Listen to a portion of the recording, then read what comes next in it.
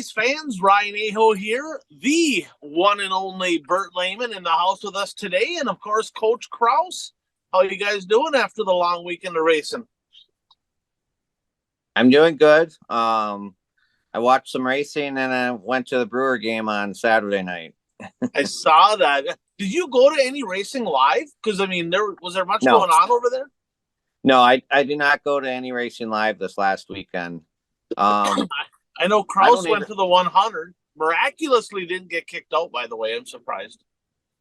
I don't know where you get the idea where I'd get kicked out. I was in the WISSOTA VIP tent since I am a promoter. So I'll give a shout out to them. Thank you for doing that. That is a pretty cool deal they put on there with the free food and the beverage and stuff like that. That is nice. And you get a chance to talk to some promoters and things like that. So it's always nice. I went up there the last couple of years and thought about bringing the car up there on Friday, but didn't quite get it ready. So we didn't go racing. We just watched.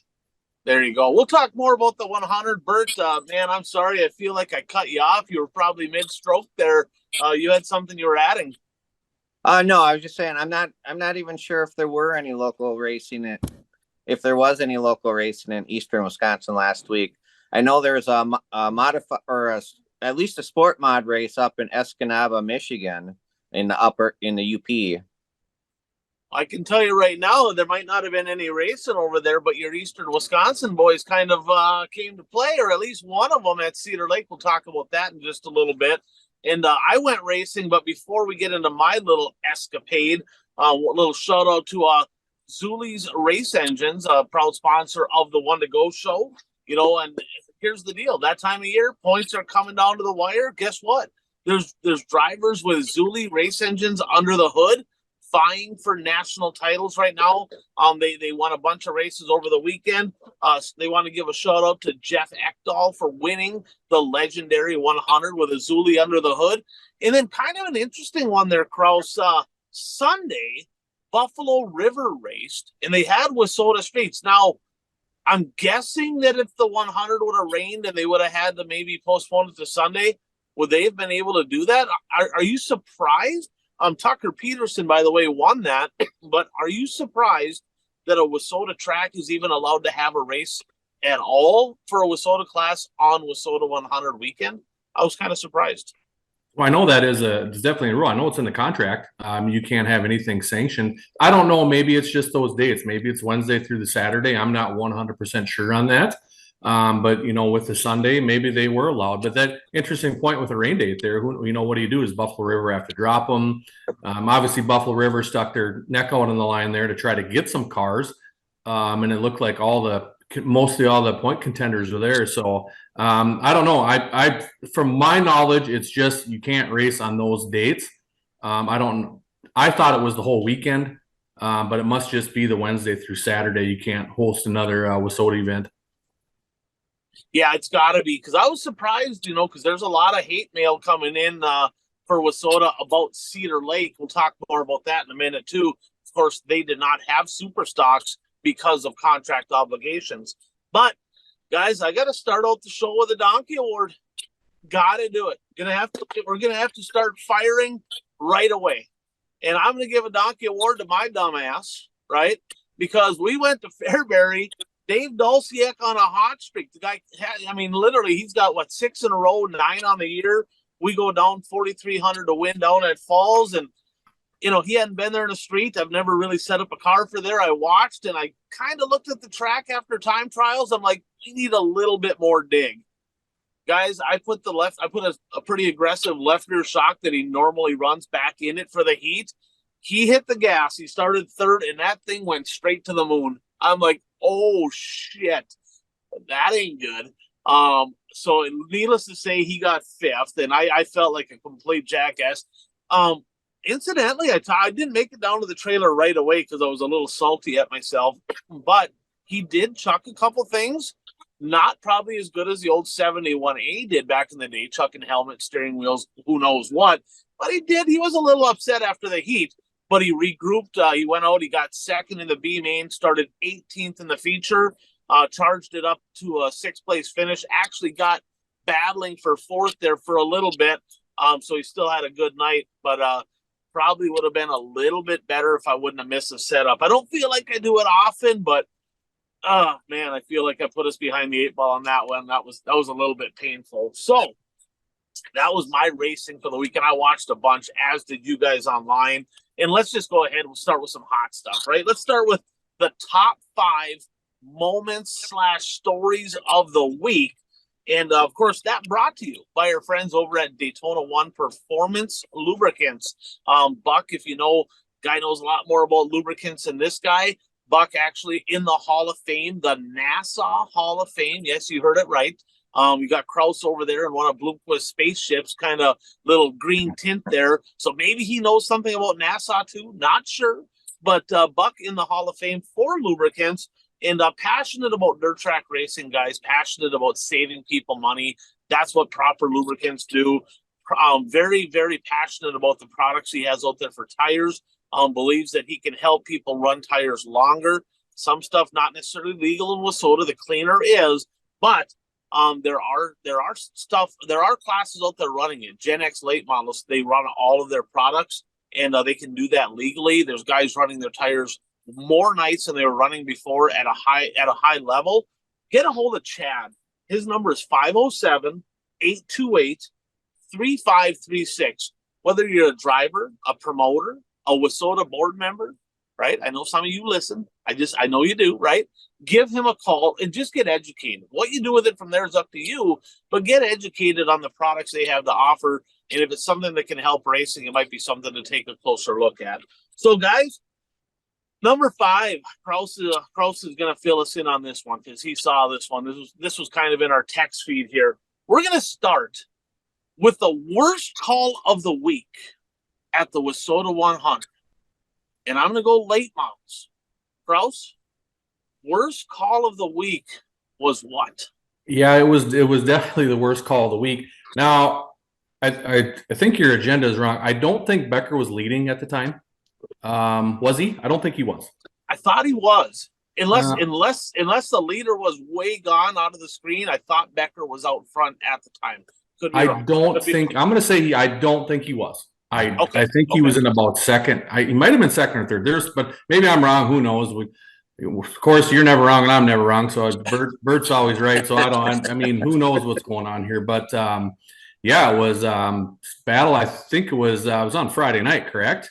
And it was in the heat race. And Dustin Sorensen. I know Becker wasn't leading the race. Now I can picture it now. Dustin Sorensen got in a little hot into 3, really hot into 3. And clipped Chad Becker, spun him up. Plain as day. It's pretty simple. Call came over. I would assume they said 12 to the back, 28 get a spot back, and then I wasn't very much later. Sorensen was stopped on the back straightaway, and then but no one was fixing his car. So I would assume that Sorensen told the official, "Hey, this was my fault. The call wasn't on the 12. This is my fault. I'm going to go to the back," and he took off, and they never changed the call. And half a lap later, Sorensen just pulled in the pits because he was supposed to get his spot back, would have been starting second or third. He just got his spot back, and it looked like Becker was trying to get back up to his spot, but he didn't, and they went green right away. Becker ended up restarting in the back, so it was definitely. And I don't know what they were watching. I thought for the most part they got a lot of stuff right this weekend. I really did. But you got Dustin Sorensen on the track and Becker, national points on the line, trying to get into the feature. It was definitely the worst call of the week. And I think Sorensen, didn't he run into the back of him, spin himself out? I don't think he spun Becker out. I think he got in the back of him, spun himself out. Who? Sorensen. I don't think Becker went around. Becker was ahead of him. Becker went around. Becker went around? Yeah. Yeah. I don't. We're gonna have to look at that video a little. I'm almost positive, unless he did spin himself out. But I think he spun himself out. Bert, did you see that one on the Becker front page? I did not see that.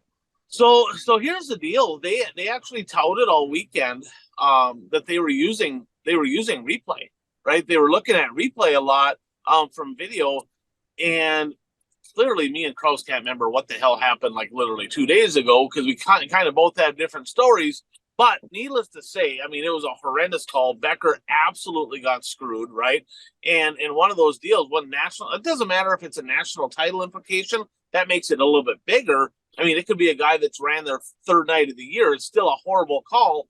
But when you have, this is an example, they had instant replay, guys, and still got it wrong. That's unbelievable, right? I mean, like literally Stevie Wonder texted me like, what the hell just happened there? So, but that was the worst call of the weekend. But you're right, Kraus. I think that for the most part, I think the officiating was pretty on point over the weekend. Now, number 4, national news. So, Bert, you watched a little bit Knoxville? Yes, I saw all 3 of the Knoxville features. I saw all the heat races on Thursday night. So, well, fill us all in. Somebody a little bit hot. What happened at Knoxville? And who would you say kind of the performer of the week is in national news? Well, RTJ kind of stole the show. He won all 3 nights at Knoxville, and there were only around 40 cars at Knoxville. They only had, because I was watching it Thursday night, and it's like they're on heat 4, and it's like, and this is our last heat race. And, what, really?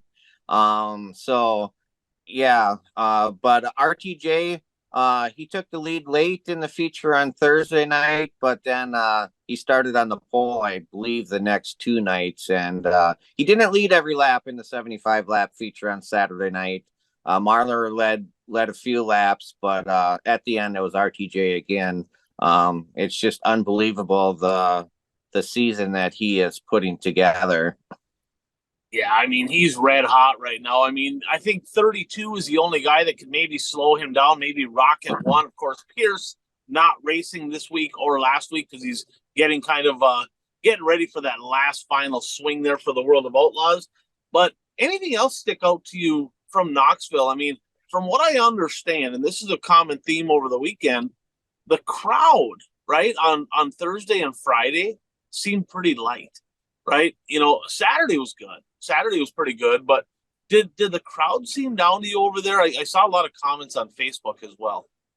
Yeah, I believe the crowd was down. I mean, based on the video footage I saw, it didn't look like there's a lot of people the first 2 nights. Well, even the third. I mean, you know, we talk a lot about crown jewels, what makes a crown jewel, and you know, this Knoxville race has been going for 20 years now, and I mean, based on crowd attendance and, well, actually now the number of drivers who show up there, I mean, I can't consider this a crown jewel event. And I mean, Lucas even posted on their Facebook page that they will be back in Knoxville next year, but they are not sure what the date is going to be. So it sounds like they're going to be shifting it up a little bit as to when they are there. I mean, if you remember, this race used to be in October, wasn't it? It was 2 weeks later than it is now. It was the Okay. same weekend as the Red Clay Classic. Okay. So that would be 2 weeks later. And it sounds like there's some people saying, man, I think it's a bad idea to maybe have it right after, right, the World 100. It's kind of a tough week. I mean, the World 100 is the biggest race in dirt late model racing. And I would agree with that. You know, because everybody, you know, gets hyped up for the World 100, and once it's over, it's like, you know, it's kind of like a letdown, and you really don't want to necessarily go racing. But and then also, I mean, I'm not sure how. I mean, this would just be for the fans. I'm not sure how far Boone is from Knoxville, but you know, Boone has a week's worth of racing just a week prior to the Knoxville race. So, you know, spectators are camping the entire week, and, you know, there's only so much disposable income that people have to spend on racing. So maybe that plays a factor into it also. yeah, that very well could be. So Kraus, your thoughts on Knoxville? I know you watched it. I did. The first thing is there's absolutely zero reason to have a 75 lap late model race there. You don't need it. You just, the aim was 75 laps. And I thought Thursday and Friday, I didn't think the track was very good. I thought it was locked down pretty much on the bottom. The track did come around on Saturday. And I thought one thing was, I thought the drivers finally really learned how to race the track. They started a racing like a sprint car. Thornton was bonsaiing in the bottom and one and letting it drift up, catching the cushion. Instead of just rolling the bottom or just going in on the cushion, they started running it like sprint cars. Then the racing got a lot better. So, I didn't think the racing was great. I thought it was good. But 75 lap feature, maybe it is just a sprint car town. Maybe it is. I was down there I went down there about 2000, must have been about 2008, 2009. They ran the 305 Sprint Nationals with that show. On the Thursday, I went down there, and the crowd was actually really good. The crowd was really good down there on a Thursday, and then they kept the sprint cars there for another day, and then they left on Saturday. But this is right when it was getting going. So I think it was a little bit bigger deal. Hey, the late models are at Knoxville. So overall, I thought the racing was okay. Tough to the 75 laps killed me. I couldn't take it anymore. I was like, come on, guys, 75 laps at Knoxville. So 50 lap feature would have been really good there. But I thought I was actually pleasantly surprised that the racing was better on Saturday than it was Thursday and Friday. Yeah, I would agree totally. And Dan was down there, and he's in our pick'ems with us, Bert, and he had a couple tidbits. And did either of you watch the drivers' introductions on Saturday? I did not watch the driver introductions. They said that they were booing Jonathan Davenport so bad that Essex had to kind of pause and be like, wow. Did you hear what Davenport did? Well, he was involved in the wreck he was leading his heat race, or was it in the feature? I don't know. He was in a wreck coming down the front. Well, he actually tagged the wall coming out of 4, and then he kind of bounced off the wall all the way down the front stretch, and then got into it pretty hard and bent up at the nose pretty good. But apparently in an interview later that night, he called Knoxville a dump. I mean, I don't think he necessarily meant that the facility is a dump. He meant that, the way the track, because he said that they made the corners narrower than they were in past years. Whether that's true or not, I don't know. But he wasn't really happy with how the track was, how the racing was on the track. But yeah, apparently he called Knoxville a dump. Yeah, the hometown fans probably don't like it when you're kind of dissing their home track. That's usually not a popular thing. So, and he's not, as much as he won last year, he's already kind of like fading on popularity. So kind of a rough year there for the 49 a little bit. Another thing is, Dan went to the bar afterwards. He said it was pretty cool. He said a ton of racers there, and Rumley was there, and Bill Schleifer was there, and got to talk, and he found out. So what's Devin Moran's nickname?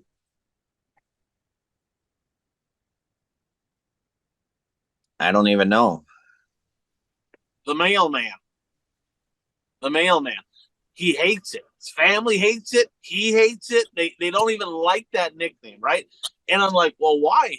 Well, Eshelman gave him that nickname a few years back, and apparently when Devin Moran was really young, like right around that late teens, early 20s, might have had a couple adult beverages and might have mowed down a whole pile of mailboxes and might have ended up in the clink over the whole deal. And so Eshelman started calling him the mailman. So it was kind of funny to hear how people come up with these nicknames. So kind of a little bad boy there, old Devin Moran. I thought he was kind of pretty straight-laced, but maybe not. Maybe he's a little bit more fun than we thought. Another thing, Dan got to have a conversation with T-Mac. And of course, T-Mac not having the best year, struggling a little bit, and got to talking about Longhorn, and he said, Longhorn's changed, not necessarily for the bad or for the whatever, but it's just different, because he was, for years now, he's been one of the main guys, of course, a house car driver, and he said they're way more focused kind of on sales and just kind of building that clientele, and doesn't feel like he's getting quite the same amount of love as he was getting as far as feedback. Now, with that said, he's also struggling, right? So they're always going to be saying that. But Dan said he had a great conversation with T-Mac down there, and you can sense a little bit of frustration from the 39 camp after a long season for sure. So, guys, let's jump on to number 3. Kraus, you saw this one. I don't know that you did, Bert. Probably did in our text feed. I sent over the video. The crash of the week. I mean, one thing about the 100s, right? There's usually some elbows throwing, but the crash of the week in the Wissota Superstock division at the Cedar Lake Speedway, or my bad, not at the Cedar Lake Speedway, at the I-94 EMR Speedway, Kurt Myers getting some big air. He was doing his Travis Pastrana impersonations in the front straightaway. That thing was up there, and I'll make sure Mason posts a video here for those watching on YouTube that can kind of see what happened. Maybe I'll have him posted on the page as well. Fortunately, he was okay. My guess, he got out and had a cigarette because it's Kurt Myers, and that's what Kurt Myers does. But holy shit, was that high? Kraus, you see that? You see that rollover? I did. I just saw the tail end of it on live. Then obviously you sent that video. Somebody must have had something in the tailgate section there, but it's a pretty common thing at I-94. You come up off the bottom, and the majority of the wrecks happen there because the guy on the outside don't lift. And I get it. It's the 100. But it's the same deal happening with all these 3 wide deals. No one wants to lift coming out of turn 2 at I-94. And what's going to happen? You're going to wreck. So a lot of that had to do with just, Kurt Myers doesn't have a lot of laps there. Jordan Hinkelmeyer doesn't have a lot of laps there. You come out of turn 4 and there's someone on the bottom, they're coming to the wall. It's just the way it is. Lift for them, please. Same thing coming out of 2. We just got to lift a little bit. And I get you're running the Wissota 100 stuff, and he came up and Jordan Hinkelmeyer was there, and Jordan Hinkelmeyer kind of hooked him, and man, that car dug in right away. I couldn't believe as soon as that thing turned left, I mean, that left rear dug right into the ground, and that thing went really, really high. I certainly hope Billy and the tech crew went over and looked at that car. There's no rhyme or reason why you need to carry a fuel cell off the track from a race car. I was a huge concern of mine. I heard him say they just carried his fuel cell. It wasn't gone. And I saw the car. I sent you the picture. He was actually in Alexandria on Sunday, stopped in Alexandria on his way home for some food, and his car was sitting on the trailer there, and no fuel cell in the thing, completely gone. So hopefully the tech officials went over there and said, hey, how in the world does a fuel cell come out of a race car? So hopefully they did something about that. But yeah, super nasty. Right? That's the highest I've ever seen a car at I-94, and I've seen a lot of races there. Yeah, and fortunately, he was okay. I mean, that was a hell of a wreck, and his kid talked him into going. I mean, typically, he probably would have been at Cedar, but they didn't have supers, and he's like, I ain't going to go. His kid's like, come on, Dad, we got to go over to Fergus. Yeah, it turns out that probably wasn't the best idea, but he was running in the top. I think he was 5th at the time, 5th, 6th, somewhere in that neighborhood. So we're going to move on to number 2, guys, and I'm going to call this the funniest moment of the week. My favorite moment. I'd probably put this at number 1. But we're going to go ahead and put this at number 2. Cedar Lake Speedway, Hornet A main, right? I get a text message from old Matt Johnston, East Central Sports over there, and he says, hey, you gotta check out the Hornet feature. I'm like, well, I mean, yeah, I'll watch it. And to be honest, when I watch a replay, I usually kind of just I fast forward through all the restarts so I can just watch the racing. Well, for whatever reason, I decided to watch it, and all of a sudden there's old Mac, tire comes off, rolls, and Chris Steppen did a great job. I mean, it was hilarious. I mean, he's on the mic. He's like, oh, man, he's kind of watching it. And he's like, if they get in the way, we're going to throw them in the pond. I'm like, I mean, he did a good job with that. And his tire goes right in the pond in the back straightaway, right? Okay, it happens. It don't happen often. It's kind of, the crowd gets into it a little bit when it does. Well, lo and behold, he gets down to the infield. They're interviewing him, and all of a sudden, he's stripping down. Right, he's stripping down in the infield. That's Cedar Lake, right? He takes his racing suit off. He's literally there in his boxers and one to go show unwritten rules Billiam shirt. I'm like, damn, all right, guy. And he literally gets down in the pond and fishes his tire out of the pond and gave us some free advertising. I mean, it's cool enough to see somebody go chasing in the pond after a tire, but in their skivvies, where with a Billiam shirt on, man, that was super, super cool. So thanks for the advertising there. We certainly appreciate that, but better luck. Hopefully he doesn't have any more tires fall off, but I gotta admit, that was funny shit right there. And another thing about that, because I watched it yesterday, and you told me to watch that feature and watch in between the cautions. So I thought originally you meant because when they interviewed him, he asked what happened, and he goes, well, so-and-so must have forgotten to tighten the lug nuts on the tire. And how many times have we talked about that on this show? And then I saw the shirt, and then I saw him fishing in the pond. That was good stuff right there. So let's go on to number one. I'm going to call this the dominating performance of the week. So either one of you, Kraus, if you want to take this away, who are we giving the one slot to this week? Well, definitely Tyler Peterson going back to back with the late model and the modified. And I was just thinking today, if you would have told me that Tyler Peterson was going to roll the bottom, roll the tires in his modified, and win the WISSOTA 100, I would have told you were either drunk or high. There'd been he did a really good job. He was super patient, really good race actually. Dave Kane admitted to his one mistake there. He changed his lineup just a little bit there, and TPO was able to roll by him there. But obviously, the heartbreak was Don Eichens with the was the oil pump or the fuel? Was it the fuel pump? Fuel pump belt. I think he shredded. Fuel pump leading belt. that race. He was definitely the one to beat. It'd been interesting to see what Dave would and TPO would have done with him. But yeah, obviously dominating performance in the late model.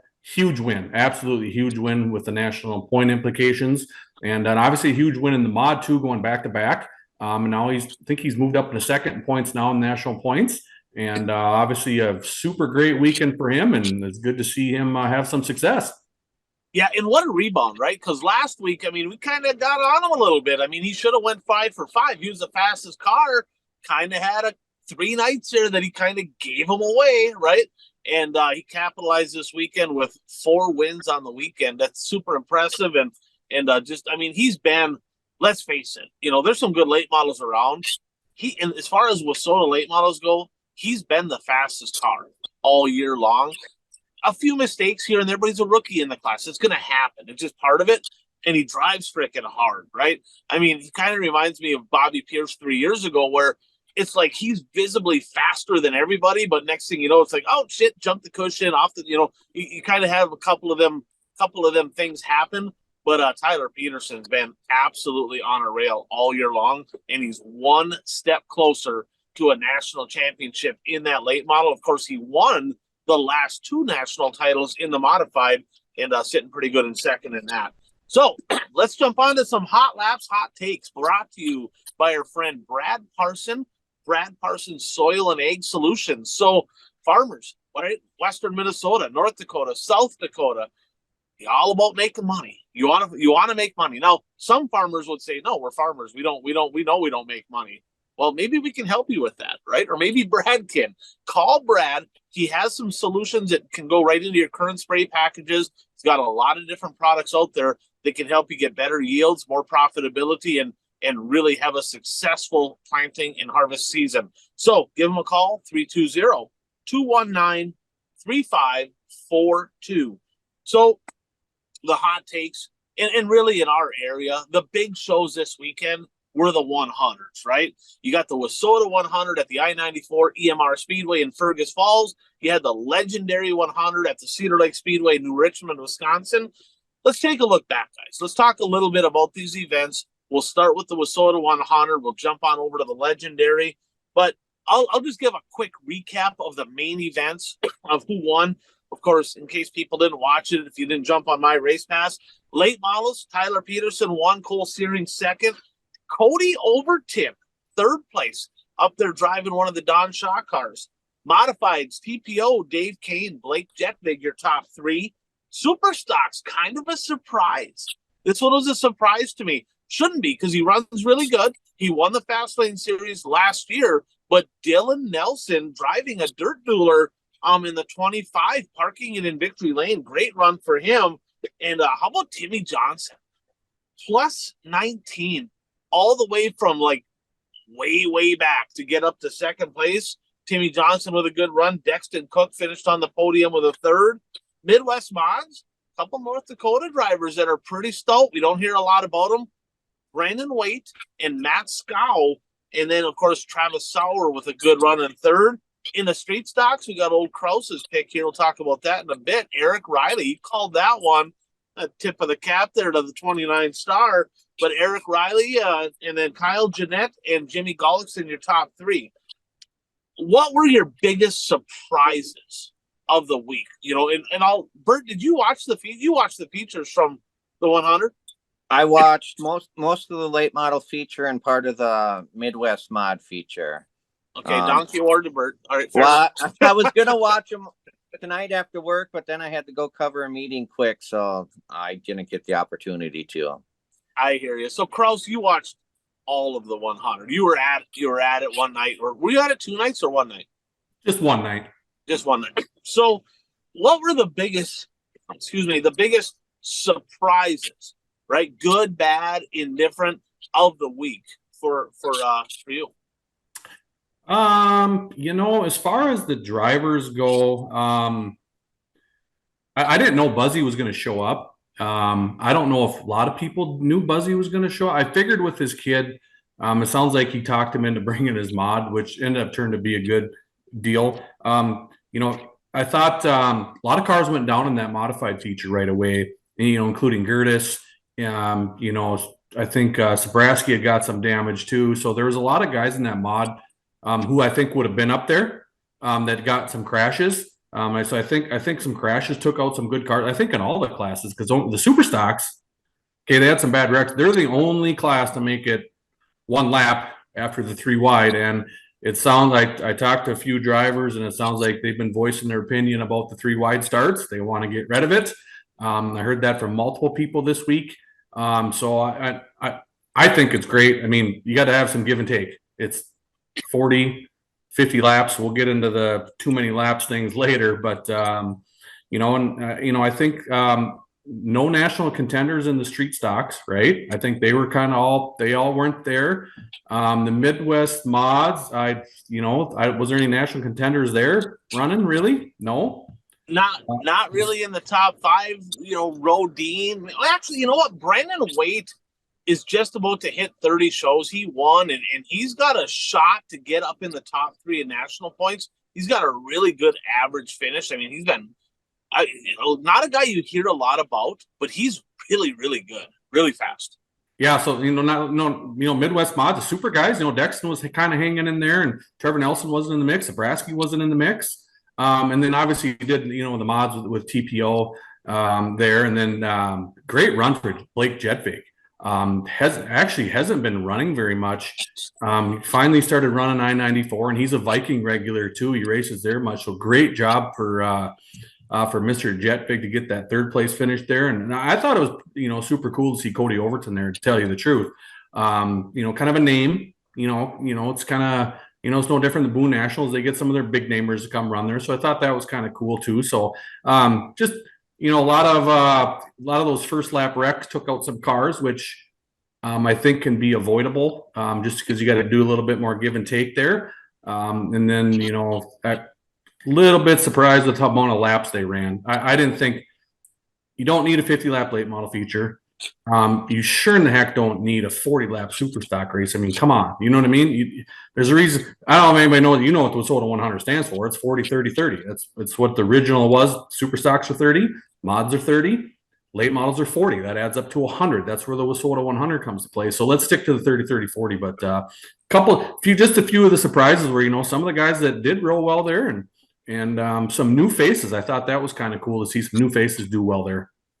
Yeah, so you talk about the laps. So TPO ran out of fuel in the late model after the race, right? So literally, because that was 50 laps, right?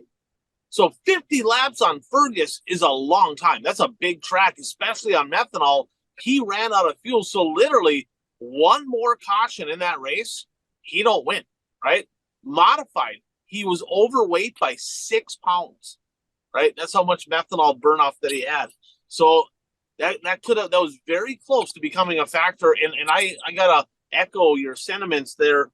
I had a lot of people reach out to me about the 3 wide starts. I mean, the late models tore up $50,000 worth of equipment in lap number 1. I mean, we can blame the 3 wides. Maybe we can blame certain drivers for not having their heads on straight. I talked to one driver, in Provenzino, and he missed that whole deal. And he's like, I knew it was coming, right? I knew it was coming. I was just being patient, kind of sitting back, waiting. And he's like, it's 50 freaking laps. I don't need to destroy stuff on lap number 1, right? So, his experience there paid off, but that was crazy. Another thing, good run there for Atkinson. He was plus 10. Out of all the drivers in the top 5 in all the classes, Landon Atkinson and Timmy Johnson were the two that made the biggest runs. Dave Moss, right, in a couple unfamiliar cars. So he ran the Dirt Dueler 0. Of course, Brandon Duhlman normally runs that. He won last week. And so I don't know if Brandon had to work or what he had going on, but Dave Moss ran that, got 5th. And then he was in a Rocket, which I think was one of the Boudreaux's car maybe or something from over by Princeton. He kind of looking at maybe buying that. So he ran an MB all year, jumped in an XR1 Rocket this weekend. So Moss in a couple cars. He kind of struggled all year long, so not real surprise there. But like you said, just some of the guys that we expected to see up front, we really didn't. Of course, Vogel had some issues. He did win and got second a couple nights and chucked them. That's another thing. I want your guys' thoughts. So the whole format, they got points all 4 nights, which I got no problem with, but they pay terrible, like all the way through. And I get it. I'm a points guy. I would have did the same thing. How hard, Kraus, would it have been for you in Dexton Cook's position, knowing he can't win the national points? He can't win it. That's over. He can get second. He won 2 nights of the qualifiers. And the first night he says, you know what, I'm going to race again tomorrow. Finally, the second night he said, I'm going to go ahead and take it. And then Justin Vogel, he got second one night now, first another night, no. And then just like last year, it snake bit him. And he had to kind of start deeper there on because of a bad night number 3. Your thoughts on these drivers chasing points, chucking, how hard would that be for you? Well, it'd be super hard. I mean, the flip side is it's the race pays the same amount it is to win the national points, correct? For the most part. I think the late models is 10 grand and 10 grand. I think the mod national championship is 7,500, correct? And it's 6 grand to win the 100. And the supers is 5 and it's 4 grand to win. So you're splitting hairs with there. You know what I mean? It's super, super tough to give up that front row spot in my personal opinion, especially with all the cars. And if you watch the majority of the qualifying races, most of the guys started up front. You stay out of the trouble. You get to avoid the 3 wide disaster. And the year I started on the pole and I won on Wednesday, I wasn't chasing points. So I didn't like, I'm starting on the pole. I don't care. I got to work every day. So I didn't have to race my car for 2 days. That was my big thing. But it's a super tough deal. I get chasing the points, but at the end of the day, is it really worth giving up a WISSOTA 100 title to, all that money and all that prestige? And now all of a sudden, we're starting to get some contingency awards and some stuff like that going. Is it worth it to have something stupid happen or get a flat tire and all of a sudden you got to start 30th? Well, I'm going to ask you this. I'm going to call this my biggest mistake in my eyes of the weekend was Dexton Cook. Night number 1's the hardest night to win, right? Of course, the final night's hard to win. It's got all the good guys in it, right? But the first night's the hardest of the 3 qualifiers. He wins that. He wins night number 2. Night number 3, guys, he only had like a little over 40 cars. Well, they have 41 supers or 43 or something like that. Well, most of the good cars were in from Wednesday and Thursday. In my eyes, it's like, well, if you already chucked it once and most of the good guys are in, you got to race Friday. Well, he didn't. He started in the middle, right? Or he started, I guess, on the outside. Lo and behold, Trevor Nelson goes out there and wins. Second's still in question now. He should have probably, if he was going to chuck it one night, you might as well just ran the third night there and blocked Trevor Nelson because that was the whole purpose of it. He did not, and Trevor Nelson is right there in striking distance. So let's jump into this efficiency of the program. And this leads, I've got a fan question here. So this is from Quentin. And he said, hey, you guys were right here on the show last week about the show getting done before midnight, but was there a couple nights, maybe the last night, where they probably should have farmed it to give maybe the mods and supers a better format? How do you weigh it out, right? With the getting the show done at a timely fashion versus maybe having a little bit better racetrack? Do you think if there was a little bit more moisture in the track, there would have been less wrecks in the modifieds and supers? Kraus, your thoughts? Yeah, well, obviously, I thought Thursday and Friday they did a great job. I think they're done before 10 o'clock both nights. There was a little bit of discussion. And they did no track prep Thursday because they wanted to get Johnny home in so bad by 10 o'clock. So that's a different debate there. We can go round and round of that for hours. But Thursday night, I showed up there with my dad we got there about 10 to 5. And Sam Mars had just finished his qualifying run and his tires were squealing going through 1 and 2. It was black already. Can't have that. That was your number one downfall on Thursday or on Wednesday. Sorry. And that's the reason why we got out of there at midnight. I thought they did a real good job with that Challenge Series deal. I really did. I thought that was cool. I definitely think that Challenge Series helped the crowd for Wednesday night because Wednesday had a bigger crowd than Thursday and Friday. At least what I thought. Maybe their numbers are different, but I thought Wednesday was actually a pretty decent crowd. So the Challenge Series definitely helped the crowd. And it was, I thought they did a good job of promoting the Challenge Series, and it's the premier event, and Door won it. And but the flip side is, it took 7 hours. I think that definitely hurt their crowd for Thursday. It definitely did. People's like, I don't want to sit there for 7 hours. And then Thursday and Friday went real good. It was basically they started right on time, usually every single day, and they were done by about 10 o'clock. So you could say, yeah, you could have. I thought the only downfall was I thought could have been a little bit more moisture up on the high side. There really wasn't a cushion all weekend. It was dirty up there, and then it got rough up there on Saturday. So I thought that was one thing I think they could have done a little bit. They moved the tires out on Thursday during the super stock heats, and that's what screwed the track up for Thursday. So things got a little. They did a few things that they could have changed, but more water up on the high side. People want to see people rip the wall down. They want to see spoilers. They want to see sparks. Drivers probably don't, but that's what the fans want to see. They want to see slide jobs and guys ripping the wall down. So overall, I thought for the most part, they did a pretty good job of picking it up Thursday, picking up Friday. I thought they did a good job on Saturday too, because Saturday got done at a decent hour as well. And I think, would you say the best feature of the week? I mean, the street stock feature night one, where Andrew Hansen held off Vogel by a nose, that was a good finish. But the late model feature, the Challenge Series finale Wednesday night, that was a really good race. I mean, Hatnor leading it, got into lap traffic. Ryan Michelson sneaks by. He's been really good in that SSR.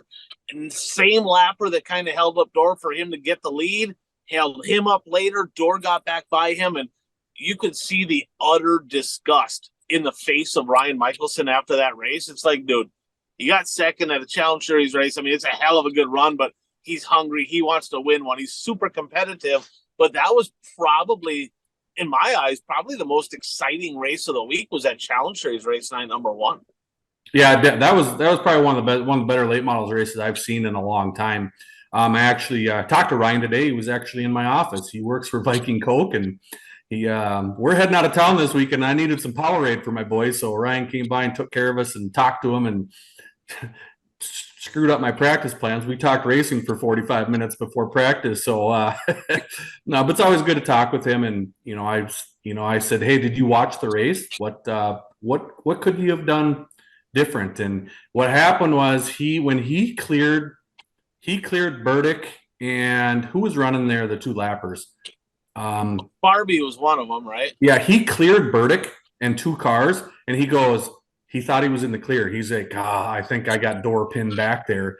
And he came around next lap, and Door was right there. And he said it latched down a little bit in the middle in 1 and 2, and he didn't find that quite right away.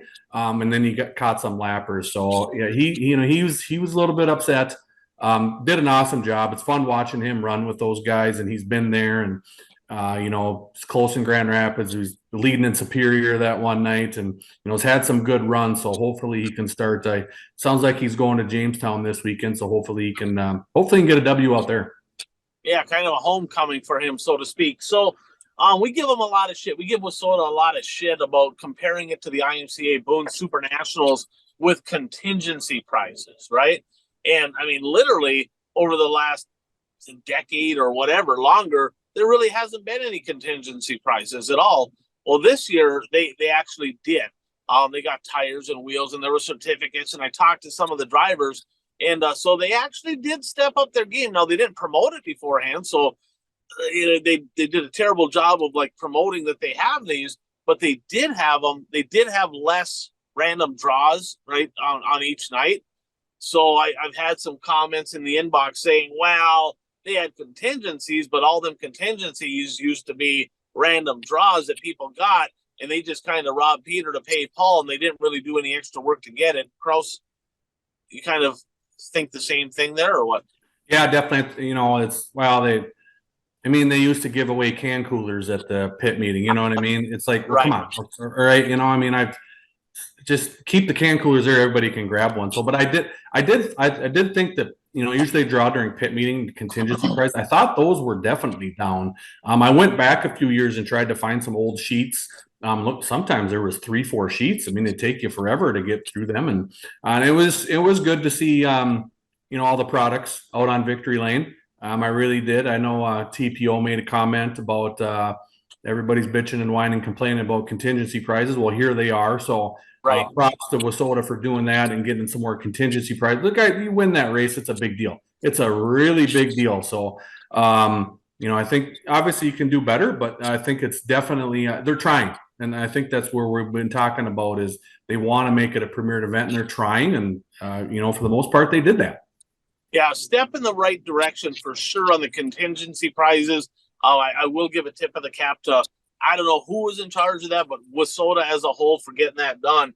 The format on Saturday, guys, still kind of aggravates me, right? Because they still only let certain amount of cars run the LCQs. And it makes no sense. Like the late models, they ran them all, and the other classes, they didn't run them all. Unbelievable that a person can race there all week long. Just go with, literally, we could have like 2 more LCQs and everybody gets a chance to get in. Crows, what is your thoughts on, or Bert, I'll even go to you, just in general. So, Bert, here's what happened. So, let's say they have 70-ish, right, roughly Midwest mods. Well, so many get locked into the feature, and then they take the next so many, and they get to run an LCQ, and everybody else goes home. And it's like, give them a chance to run an LCQ on Saturday to make it into the feature. Your thoughts?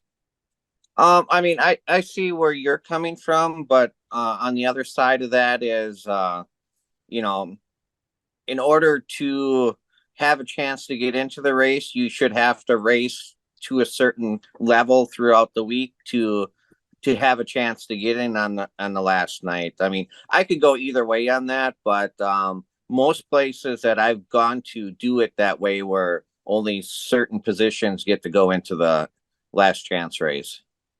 Well, they also have B mains, right? Right. Yeah. They didn't have B mains. If you didn't qualify, okay. Yeah. So okay. Their LCQ is virtually a B main or a consi or whatever. Well, knowing that information, then I would tend to agree with you. Give everybody a chance to get in if there's no B mains. And maybe go to alphabet soup deal, right? Go like a DCB, something along those lines. Give everybody a chance, progress forward, move your way in. But that's one thing I definitely think they got to do better. Kraus? Yeah, definitely. Well, they got to get rid of the random draw. Sorry, you got to get rid of it. 3 lucky drivers per class get into the show. You know what I mean? You just got to get rid of it. Race your way in. If you only want to start 30, you only start 30. And it's, you talk, there's 70, was there 74, 76 Midwest mods, 24 are locked in. They only take 16 cars to the LCQ. That's only 40 cars out of the 70 some that get a chance to race in that LCQ. And then they come out and say it's 15 laps or 15 minutes. Please don't put a time limit on an LCQ. You got guys, and then you wonder why they're wreck fest. My cousin Johnny texted me. He said the biggest demo derby in all of WISSOTA is the LCQ Superstock race at the WISSOTA 100. He's been in it multiple times, and the cars come home. Half the cars come home in pieces. So don't put a time limit on. Maybe spread them out. Hey, if you got to add one, or go to 20 cars, 15 laps or something. But I 100% agree with you. Every person that's been there, at least all 3 nights. I don't know what you do for the guys that only weren't there 2 or 3 nights. Usually they don't get in because they don't have accumulated enough points. Put them in the back. They don't need to do something, because I'm pretty sure there's probably a few guys there that have raced all week that don't get a chance to get in on Saturday. Yeah, Bob Broking had a rough week, and he was in the LCQ. He qualified in, and he's like, "Nah, hard pass on that. I had a bad enough week. I don't need to start deep in that deal and tear more stuff up. We'll just go ahead and focus on the 45J." Now, guys, I do got to give a donkey award to Wissota. I had people reach out about the purse. So they toted before the 100, right? Oh, more money in the purse. We're taking the money from the Race of Champions. We're going to put that to the qualifying features, patting themselves on the back about more money, right? That's bullshit. They lied to you. Racers, Wissota flat out lied to you, okay? They cut the purse for the 3rd straight year. Unbelievable. We're trying to make things better. We want things to get better. We got contingency awards. Great job, tip of the cap. And then they cut the purse. They raise the fees. You got pit parking. You got all this shit, right? And they cut the purse. I'm gonna give you some examples just from one class because I had a late model guy reach out that was super pissed off. Okay, 2021, 9th place was 1050, 10th was 1,000. 11th was 800, 12th was 700. Okay, 2022 it was 1,008,7,650. So they cut it. This year, guys, 9th place, $800, $250 less than 2 years ago. 9th place in the Wissota 100 in a 10,000 to win race, $800. 10th place, $700. 11th, $650. 12th, $600. Guys, you can literally look at the payouts from the last 3 years. They don't do it on top because everybody looks at, it still pays the same to win. Look through the middle. They're literally just whacking it, right? A late model guy said, I had to pay to get in for me, one pit guy in the whole week there. It was over $500 that I paid just to enter the show, and he got $700 for 10th place. That's embarrassing. Okay, do better. Then they said, they eliminated the Race of Champions. That's the Ryan Aho, Jeff Krause rule. That's what that is. See, I ran Krause's car a couple of years ago. They said, bullshit. There ain't gonna be no 71A run of this show. We're gonna get rid of that deal right now, right? So at the meeting, they said, we're gonna take the money that was in the Race of Champions and we're gonna reallocate those funds and put them all into the qualifying features. And they raised it, right, a little bit up top. It went from 150 to win to 250 to win for the supers, for example. So that's $300 they added, on a handful of spots. We did the math on this, guys. Me and Jeff did, and they did not even come close to taking the funds from the Race of Champions and allocating that in. In fact, I would argue that the money they took out of the feature, that they eliminated from the feature, that's the amount of money they added to the Race of Champions or to the qualifying features. And that Race of Champions money, who the hell knows where the hell that went?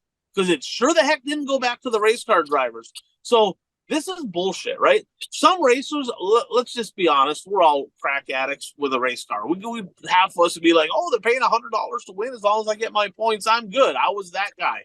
Not real bright, okay? But the fact of the matter is, somebody's got to hold these people accountable, right? They should be absolutely embarrassed by the fact that they take and they chop the frickin' purse year after year after year, and then they take and they hide the purse back on their website, right? They don't put it on Facebook. Here's the purse. Why?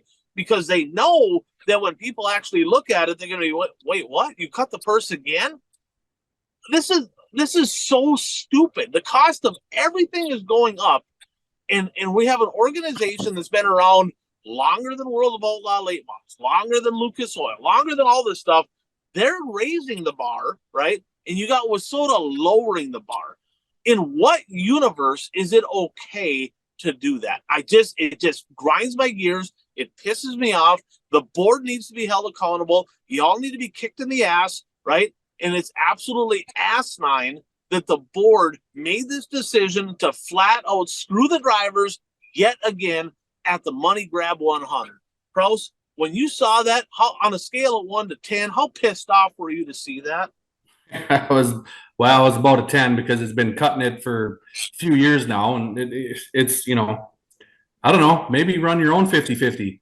It's, hey, props to the BMX track out there running the 50-50. Made 20 grand for the BMX track. Well, pretty easy, 20 grand WISSOTA could make. I don't know, I had some promoters mention that. How come? And I don't know. I don't know what's behind that. I don't know what goes behind that 50-50 deal. The BMX people did a great job doing that. It was over 10 grand somebody took home. But the BMX people did that. WISSOTA didn't do that. You know what I mean? Let's make it WISSOTA giving someone 10 grand, not the BMX track that did all the work and all that stuff too. So I don't know, it's super tough to see. And I definitely think the car count took a hit because of it. They were down. They only ended up about 255. I think they were down about 30 cars. And, that mod class, there should be way more 40, whatever, some mods in that, and 45 supers. And I mean, they were down over 20 Midwest mods from the year before. So maybe that purse did, jacking up the fees, less purse. Guess what? Drivers aren't going to show up. Well, let's put it this way, right? At a couple of the bigger fast lane super stock shows, now keep in mind, them only paid significantly less, right? $700 to win, I think, at Rice Lake. They had more cars for $700 to win at Rice Lake for a fast lane super stock series than the WISSOTA 100 had for $4,000 to win. And it was the only thing running, right? Because during the fast lane super stock series, all these other tracks were still running supers. Not even Cedar Lake had supers, and they could only get barely just over 40, right? So I tell you right there, you got to do better. Overall, I think the show was ran well. The racing, I mean, you're going to have some good and bad races. Overall, I thought the racing was good. Thought the track prep was good. I thought quality of cars. There was a really good quality of cars at the 100. Far better. Nothing against the Cedar Lake deal, but the quality of cars at Fergus was greater than Cedar Lake. It just wasn't close. But I mean, just nickeling and diming people to death, cutting the purse and all that. Got to make this a premier event to where everybody all across WISSOTA is going, got to get there, got to be there, got to get there. And obviously that's not happening. So we got a lot of ideas. I'm going to go ahead and throw it out there right now, right? Not that I'm probably going to get a phone call anytime soon. But if WISSOTA wants my help running this shit show of a 100 to try to make this deal better for 2024, you go ahead and reach out to me, call me up. I'd be happy to help. If it's going to benefit the racers and the fans, I'm all in. Give me a call. I'd be glad to help. So I'm just going to throw that out there right now. Now, let's jump over to Cedar Lake, the other 100.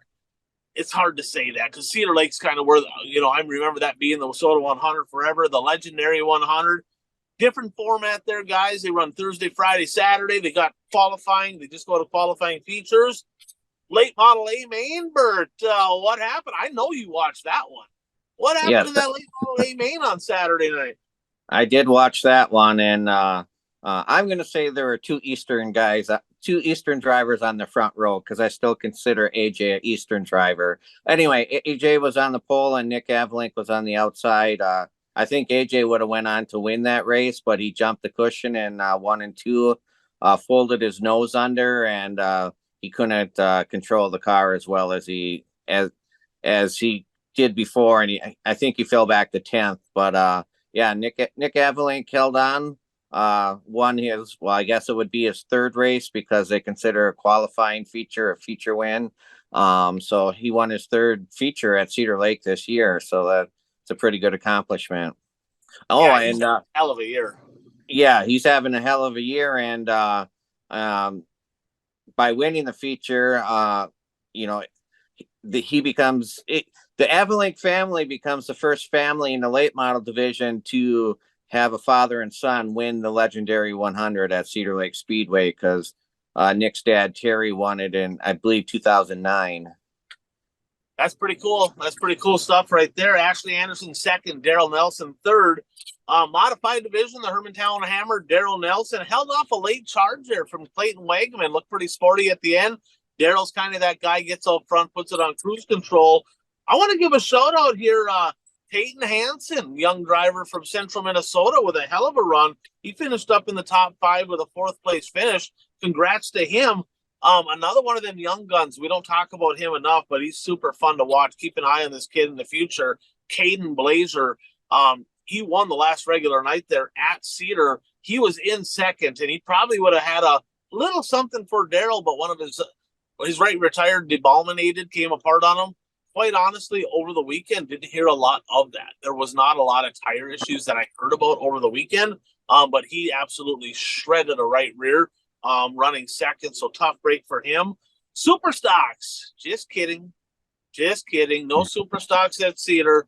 Kraus, you're a super stock guy. I got literally a pile of messages from fans, a ton.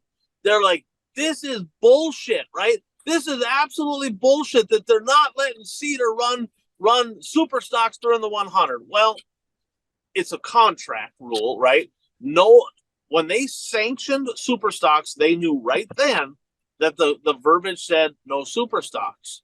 So with that said, I had a fan question, multiple fan questions. So a lot of those drivers that race there, they can get tires from different, but this all stemmed back to a couple of years ago where WISSOTA decided we're in a tire shortage. We are absolutely not letting non-sanctioned tracks sell WISSOTA tires. So in the middle of the year, they cut the feed out from underneath Cedar Lake and Jim Falls and said no more WISSOTA Hoosiers for you. And then at the beginning of the year, Jim Falls sanctioned pure stocks just to be able to sell tires at the track. Cedar Lake caught wind and they said, well, shit, that's all we got to do is sanction one class. They sanctioned supers so they could sell tires at the track. In hindsight, do you think that was a good move by Cedar Lake to sanction the supers to get tires at the track? Or do you think that the drivers now could have probably just went to Hoosier or wherever and got them anyway? What's your thoughts on this whole deal, Kraus? Yeah, I don't know. The first part is they, like you said, they knew getting into this deal, you're not going to run supers at the Legendary. That is what it is. From a promoter standpoint, I'm super glad WISSOTA stuck to their guns with that. It's in the contract. We all signed that. We all have to agree to it. That was cool. The first part, WISSOTA should have never limited them tires to begin with. Sell tires. Okay. We never had a tire shortage. Okay. We all know that. Let more tires you sell. Guess what? That's more money. That's more money for WISSOTA. That's more money for the promoters. That's more money for everybody. I'd set up a lemonade stand, sell Hoosier tires out on the corner. As far as I'm concerned, let's get those tires out there. So from that standpoint, it was a sticky situation. Pure stocks don't even run those tires, and right, they run stock. What do they run? Used ones? They run. No, they can run new if they want. Yeah, they run Hoosiers. Oh, they do. Okay, so the different pure stock rules. So obviously if they can run new ones, they can run new ones. But you should have never allowed that first point. And then then you let Cedar sell tires, but a few years ago you didn't. You took away from these tracks, so that got to be a little bit sticky situation. So it's a tough deal. I'm glad they stuck to their guns. Does it suck for them drivers out there? Yeah, absolutely. But you know what? It's only a few hours down the road. It's basically I-94 and Sauk Center were mirrored off Cedar Lake Speedway. They're the same tracks, 3As. You don't have to change gears. You know what? Come on over and support. Don't sit there and whine and complain that you can't race, because all those guys travel. They all do. Come on over and support WISSOTA and come join the rest of the supers. Yeah, I was surprised, right? Because you had Kurt Myers, Colby Keel, and Cody Coomer were the only 3 drivers that would have probably been at Cedar. There was a lot of drivers, top tier drivers, that I expected to maybe see at Fergus. It just never showed up. So I tell you, that tells you something right there. Midwest Mods, that was probably the best race of the weekend over there. Jason Vandekamp had a good race there with Joey Jensen, David Swearingen. Brady Larson, who's really come along here in the last couple of years, he was in 4th. Street Stocks, of course, Ekdahl got it done there. The fireworks of the weekend, guys, night number 1 over there. A little bit of fireworks there between old Jim Randall and Danny Richards. And Danny Richards got into Randall. Randall absolutely teed him up on the yellow. And then Steppen in the mic is like, well, I guess some people just need to stay retired. I'm like, wow guy. I'm not sure that an announcer probably needs to be getting involved with that, but I guess, I mean, he's always been pretty bold, I guess. So there is that. Rob Graybon won the Pier Stocks. Matt Dittman and the Hornets. Ashley Bell tried to make a case for being the first gal to win a feature there. She was really close to winning that Hornet feature.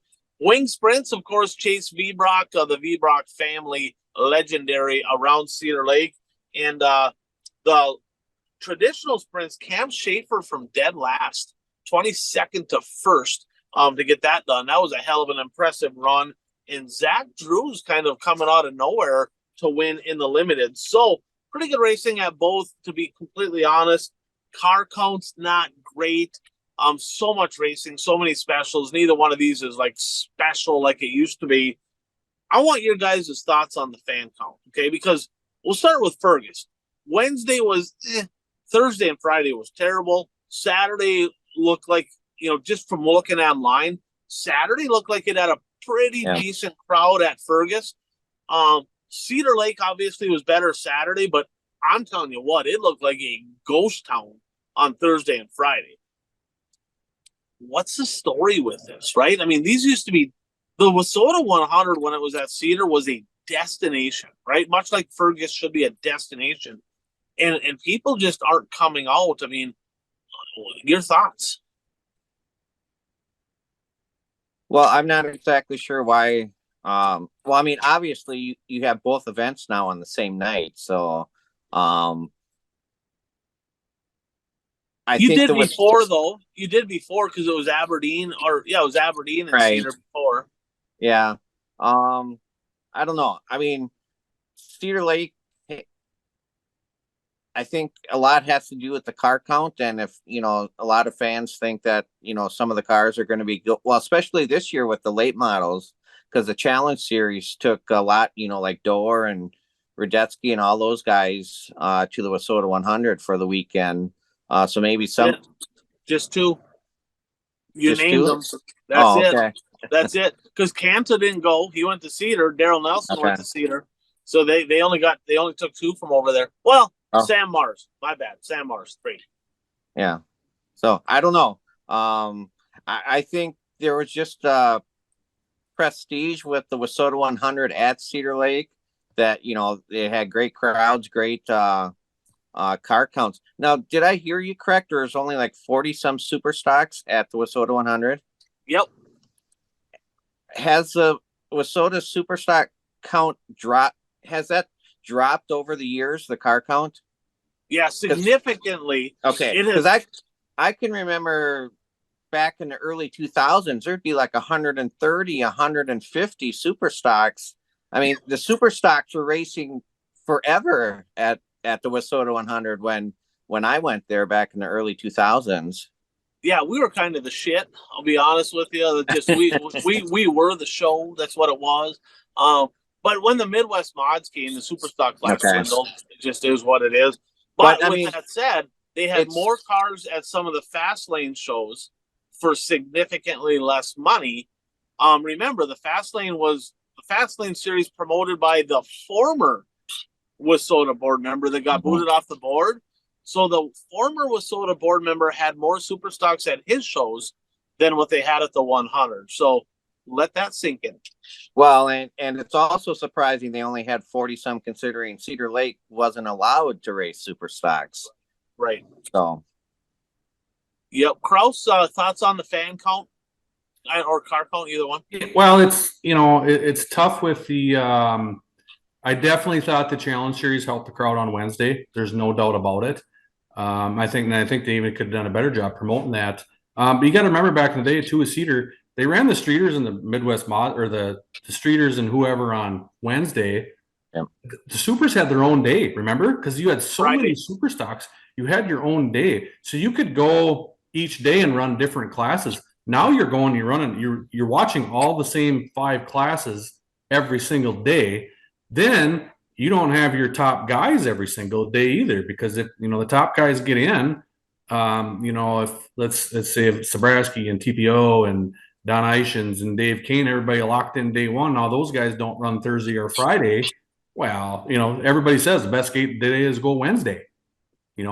Obviously that was the case because I thought the crowd was better on Wednesday than it was Thursday and Friday. So there's a lot of variations that go in that, and I think they need to change some things up and try to, because at the end of the day, the fans pay the bills. Okay, there's no doubt about it. We don't have fans. There's no racetracks out there. There's absolutely zero racetracks because the fans they pay the bills. Okay, because it's just the way it is. So yeah, it's weird. It was real weird with how it worked. I was really surprised. I saw the pictures of Cedar Lake Thursday and Friday. I mean, like you said, it was a ghost town over there. So, and like I didn't even watch any of the features online.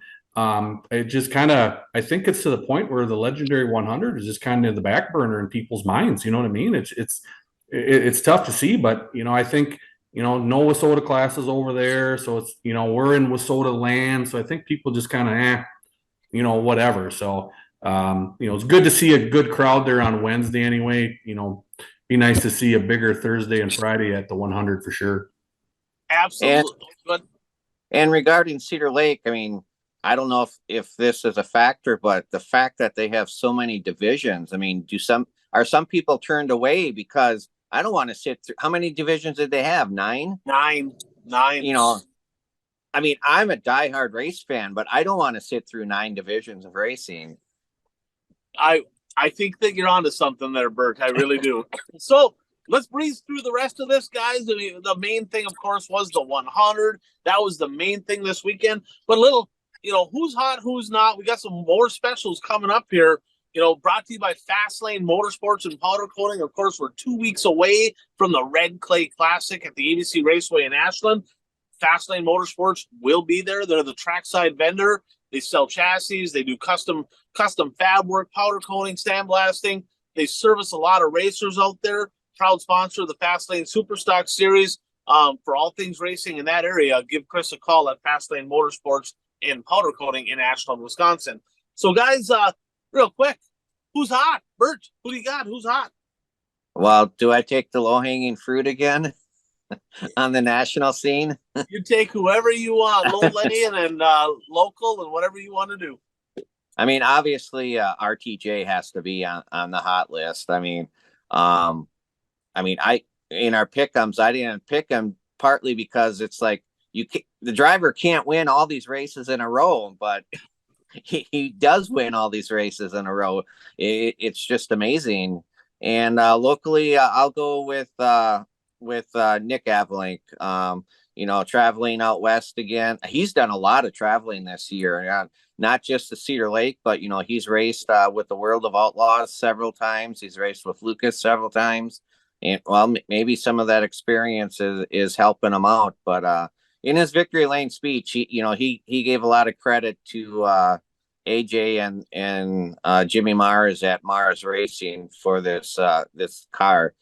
I believe it's a new car, and it's definitely working for him. It sure is. So, Coach Kraus, who's hot? Yeah, well, obviously, Bert hit it with Ricky Thornton Jr. And I was sitting the other day, just realizing how hard that is to win all 3 nights at Knoxville. You know what I mean? I mean, you don't ever see that anywhere. I mean, it's hard to do anywhere. So, and then to dominate, I thought for the most part, I thought, like I said, the track conditions were a little bit different, a little bit more. He had a little bit more contenders on Saturday, but obviously him winning all 3 is huge.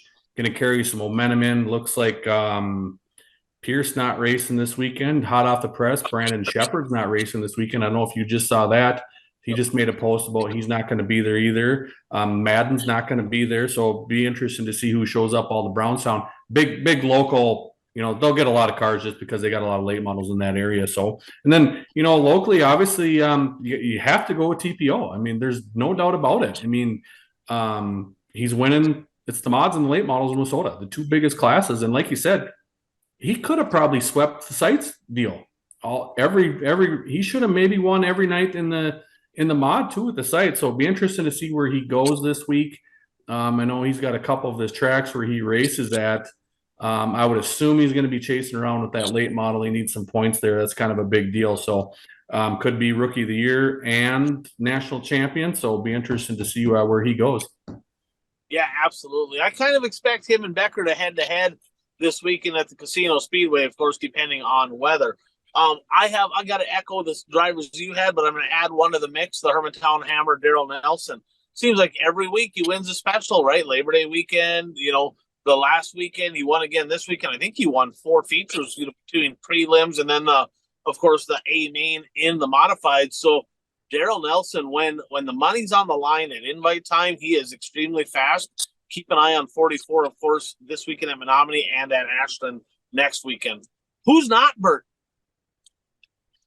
I'm going to stick with I believe I took him last week or it was the week before, but I'm gonna go with T-Mac again. He is just not having a T-Mac year.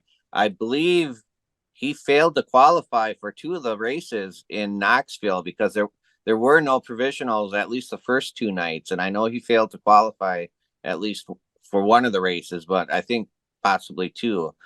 So he is just continues to be on the struggle bus. Anybody locally? AJ Demel. Well, I was gonna say him, but I may have put the curse on him because I picked him for the sites and I picked him at Cedar Lake and he failed. Well, I didn't pick him in the first race at the sites and he won. And then I picked him for the regular sites race and then he didn't finish. And then he tagged the wall on Saturday. So yeah, I'll go with AJ Demo. Yeah, I sent him a check. Basically said any night that Bert picks you, just pull off or whatever. Because we can't be having him get points. Kraus, who's not? We're going Kyle Bronson. He had a super bad wreck at Knoxville. I don't know if you guys saw that Saturday. Yep. He was running Thornton down. I thought he was going to have a little bit, be able to contend there. But just going through, he hasn't been in victory lane since July. He just switched chassis builders. He's in a Longhorn now. Obviously, he just destroyed that thing. So I don't know if he had 2 of those. Sound like he still had a rocket. I don't know if they were in the process of converting another one over.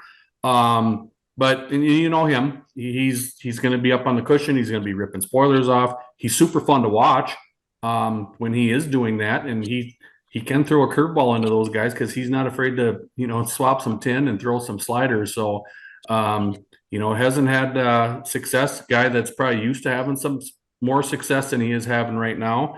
And then just one guy who locally I thought was going to have a better features was Dan Ebert. That the B mod started up front in the mod. I think he faded in the mod. I still think he got 5th. Did he not? Fifth or 6th, DNF'd in the B mod. Just someone who, thanks for coming, Dan. We appreciate it.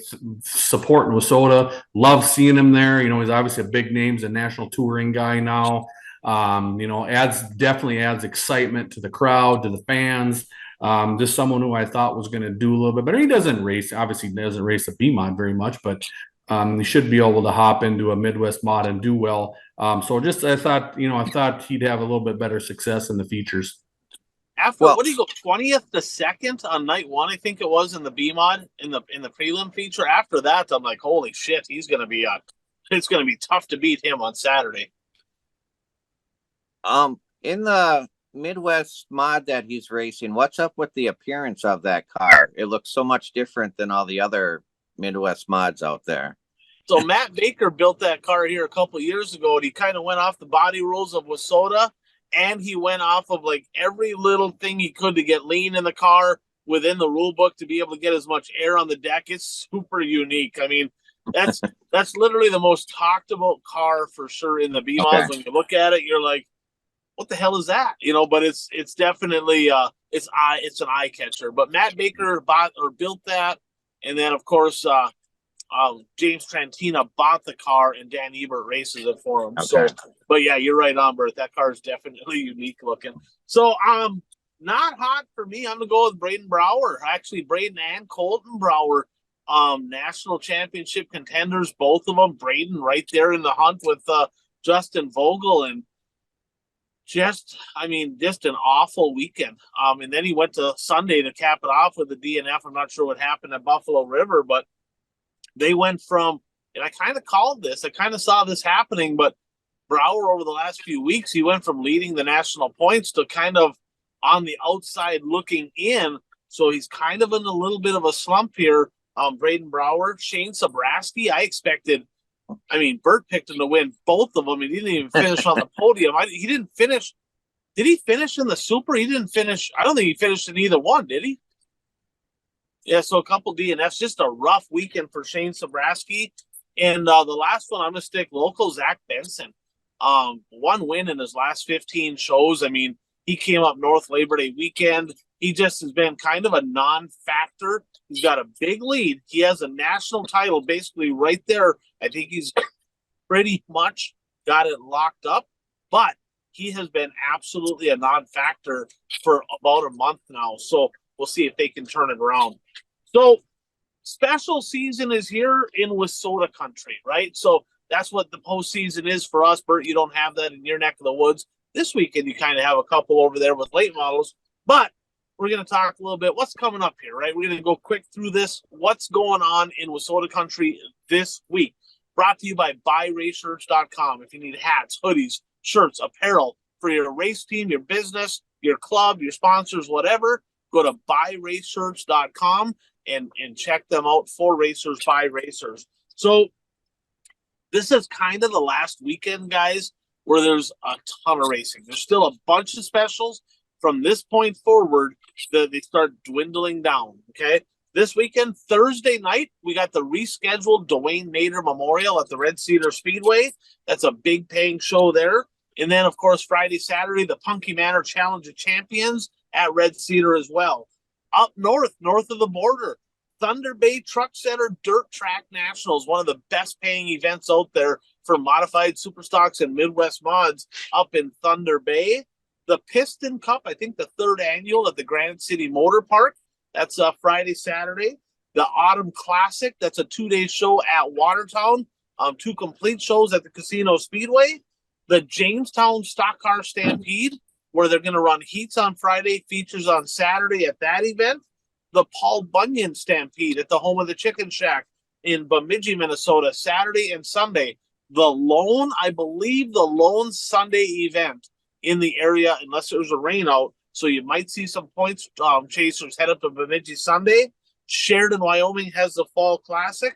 So after this weekend, guys, things are really, really dwindling down. The points chase right now looks like this. Late models, Tyler Peterson, 10 points ahead of Chad Becker as a result of winning 2 features this weekend at the 100. Huge weekend for the TPO, 1 TPO. Modifieds, Sabraski, pretty much an insurmountable lead at this time. I think he's got it locked. He can put the nail in the coffin there. But in second, you got Tyler Peterson, literally just 12 points ahead. He took second over this weekend of Joe Thomas. So kind of teammates there, guys. I know Corky builds engines there for the 1 TPO, and they're super good buddies. So those two are going to duke it out for second. Superstock, Sabraski's gone. It's over. Put a nail in it. It's done. However, second is not. Dexton Cook is only 4 points ahead of Trevor Nelson. So that could change here this weekend. That's going to be interesting to watch. Zach Benson, it's over. He's got it won in the Midwest mods. Street stocks, Vogel has a I think a 6 or 8 point lead, but the race right now is for second in that one as well, because Tucker Peterson won on Sunday. He's literally only 6 points behind Braden Brower. Braden Brower could slip from first to third. It's still anybody's game. There's enough racing to where those 3 are still in a dogfight. Probably the best battle out there for the Natty. Mod 4s, the TB81, Tommy Bowden. He has a 4-point lead over the reigning champ Dustin Holquist and a 6-point lead over Dean Larson. Now they're going to have to win. They got to win to advance, but that is really close between Holquist and Tommy Bowden. And then the Wissota Pures, Josh Berg, that you might as well write that down. He's your national champ. And in the Hornets, it's going to be Justin Varsness. So the points battles, there's still one more big weekend here, and then we can really start narrowing things down in the weeks to come. So our weekly pick'ems, guys, brought to you by Impact Health Sharing. That time of year, if you're self-employed, if you pay for your own health care, if you pay for it for employees, give me a text, give me a call, shoot me a message. 218-969-1380. Been able to help a lot of people save a ton of money on healthcare, literally thousands of dollars a year by reducing that cost for them. So this week's recap. Dan had a big week, Bert. Dan had the biggest week, 17 points for Dan. Jeff had 16 after getting his ass kicked last week. Brad, Kent, and Curtis plus 15. Mike and Ryan, 12. Bert plus 11. And Carl plus 9. So we picked a lot of races. The points as of right now, right? We're narrowing in. We got a couple months left. Not a lot of racing left. Curtis at 180. Bert at 174. So you're 3 full wins now behind Curtis. Brad and Dan at 159. Mike at 155. Kent at 146. I'm at 145. Carl at 129. And Jeff proving that he is still the inferior Erickson in the group at 125. So last week's shows, we already talked about most of these. We picked the Wasota Late Model Challenge Series show at Fergus, of course, door 1. We picked the 100s. The Castro Flow Racing Night in America show, it seems like it's been a year ago. That was freaking Tuesday. It's only like less than a week ago. So Bobby Pierce got that one done. He figured he'd do one more race there before he got his, before taking a couple weeks off. All 3 nights to RTJ. Kraus, do you have in front of you who won the World of Outlaw Sprint Cars? We picked them too. I feel like Sweet won one night. I don't remember who won the other night. You can maybe look. Doesn't matter. I watched them and I don't know. It didn't really seem like there was anything too extraordinarily exciting or noteworthy at the World of Outlaw races. Your thoughts, Kraus? Did you watch those? No, I didn't. I didn't watch. No, they were out California, were they not? Yeah. Yep. Yeah, I didn't. I didn't watch. I didn't watch any of it. Not a single lap. Yeah, so you can jump onto my race pass and get those stats there yourself, right? So this week we're going to pick the Lucas Oil races, a pair of them at Brownstown, World of Outlaw Sprints at Eldora and Sharon Speedway, the Featherlight Fall Jamboree. This is a big race coming up. I didn't talk about it earlier, but a triple header at the Deer Creek Speedway for US MTS Modifieds and USRA B-Mods, the Mater 55 and the Punky, Dirt Kings at Sycamore and Plymouth. Plymouth, of course, a rescheduled event, right, Bert? That was supposed to be at Wilmot. And then it ended up moving to Plymouth. Jamestown, we're going to pick the late models. And then we're going to pick the Mars late models, their finale at Tri-City and Mod Mania at Tri-City as well for the UMP Dirt Car Modifieds. So the last lap here brought to you by Dirt Track Supply. Of course, they were out at the 100. They'll be at Casino this weekend as well. But Ron and Trevor do a great job. They build the aero chassis. They do any fab work you need done. They sell parts. I mean, safety equipment, just all around great guys, ambassadors to the sport. Ron and Trevor at Dirt Track Supply. We talked about Dan's tidbits. One thing Dan mentioned, I don't know if you caught this, Bert, Cedar Lake Speedway had another late model there this past weekend. Cody Koski, who is normally kind of the right-hand man, Pat Dorr kind of took him under his wing here a while back. He pits for Pat Dorr. He kind of was getting his feet wet in a late model. The late model, as it turns out, was the last car that Tom Nesbitt drove. The Rocket that Tom Nesbitt has. That's, of course, Cody Koski is Tom Nesbitt's grandkid. Okay, so he actually brought that car out of retirement and getting his feet wet. So that's kind of a neat little story to hear. And Bert, you said something happened at Beaver Dam. You had a little news from over there. Yeah, well, we talked for those of you who listened to the show a couple weeks ago. Larry Richards had a medical incident after his race, and basically he had to be resuscitated. And well, I guess he had triple bypass surgery shortly after that. Then, so that was the issue. And but anyway, Larry Richards was leading this, I believe it's a street stock division. He was leading the point standings by 3 points. He was ahead of Jesse Cron by 3 points. And the final night, I mean, obviously Larry couldn't race the final night of racing. So Jesse Cron raced Larry Richards' car, and the points went to Larry instead of Jesse, that must be the way their rules are. So ensuring that Larry would win the track championship there. So I missed that. That was the second place and points guy ran his car and basically essentially gave him the championship.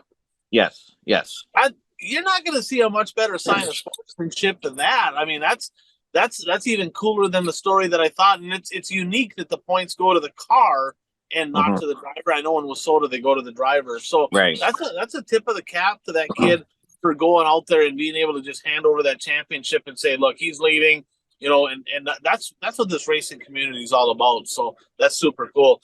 Either of you guys got any last shout outs before we jump in to the 3 bold predictions to bring the show to a close? I don't have anything either. We kind of touched on a lot. So 3 bold predictions. We do this every week. We make 3 typically racing related predictions. We keep track of what we got right, what we got wrong, and we kind of keep our stats on that. Brought to you by Mason Aaron's Videos. He does all of the editing for us. So super thankful for Mason.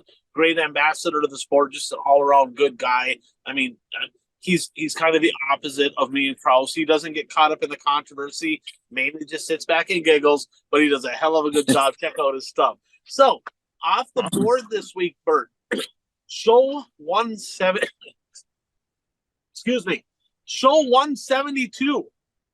Bert said, no dirt on Bristol in 2024. That announcement has been made. You are correct.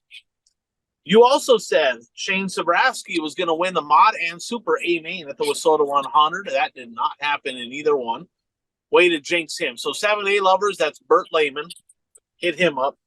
You said there'd be no rockets on the podium at Falls at the Castro Flow Racing Night in America.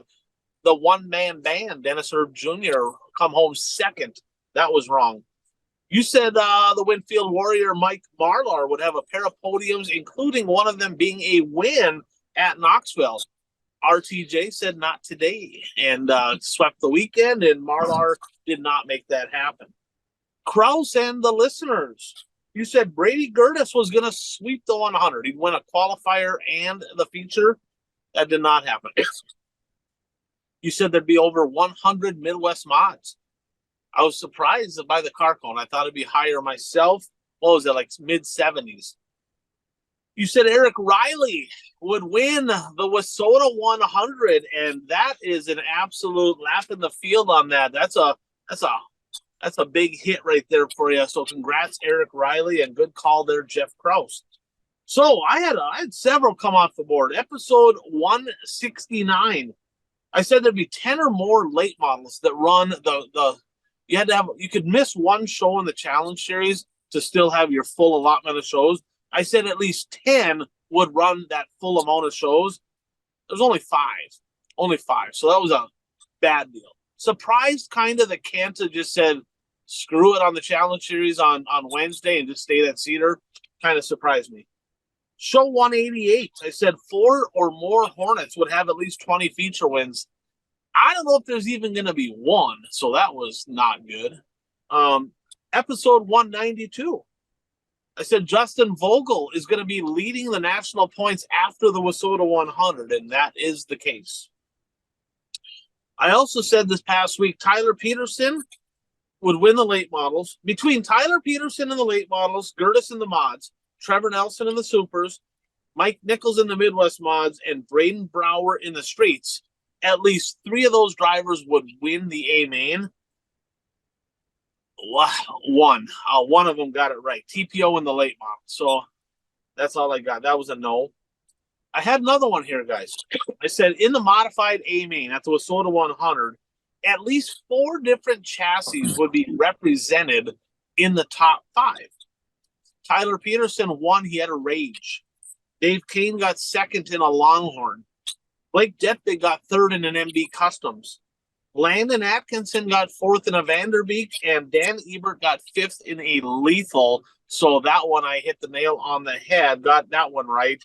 And I said the WISSOTA 100 would be done before midnight on the final night, and They did a hell of a job. It was done quite a bit before midnight. It was like 2 a.m. last year, and this year was it right around 11 o'clock or just after 11 there, Kraus? I think it's about 11:20, 11:30, somewhere right in there. Yeah, far better. So they did a good job. Hats off to them on that. So right now our percentages, Bert, you have 43 correct, 65 wrong, 39.8%. I have 43 correct, 61 wrong, 41.3. Jeff and the viewers, 10 correct, 40 wrong for 20%. So you got a little work to do there. So this week's picks, we're going to make 3 laps around the track. I have one fan that sent in, said that he wanted to be included this week. So we're going to go ahead. We'll start with Bert. We'll go to Kraus. We'll go to Quentin, and then we'll go to me. So Bert, your first bold prediction of the week. All right, let's do this for the 3rd week in a row. I am going to say that the first driver to win the Mater Memorial other than Jimmy Mars at Red Cedar Speedway will be AJ Demo. You spelled Nick Anthelink wrong, but that's okay. So AJ Demo going to win the Mater. That's what Bert says. Kraus, what do you got? We are going late models, Jamestown. Ryan Michelson's going to come home with a podium. I know he'd like to say a win because that's what he wants, but I don't want to be responsible for him not winning. So we're going Ryan Michelson with a podium, the Jamestown Stock Car Stampede. Well, Bert saw our picks here for the week, and we're picking that one. Bert, did anybody pick Ryan Michelson to win the Jamestown Stock Car Stampede? I don't remember. Did you? Okay.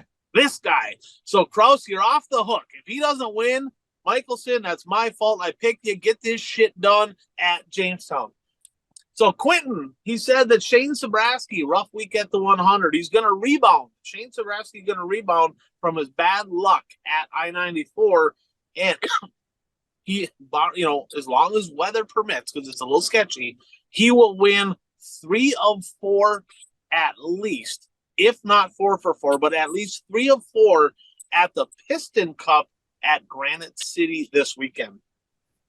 Now, I'm going to go to the Casino Speedway. I'm going to go with Soda late model action. We got a hell of a points battle here between your reigning champ, Chad Becker, your current point leader, Tyler Peterson.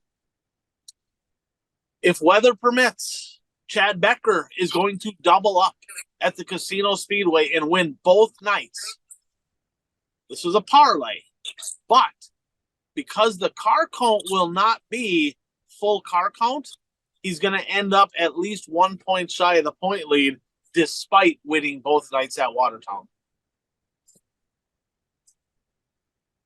Bert, okay. You're up.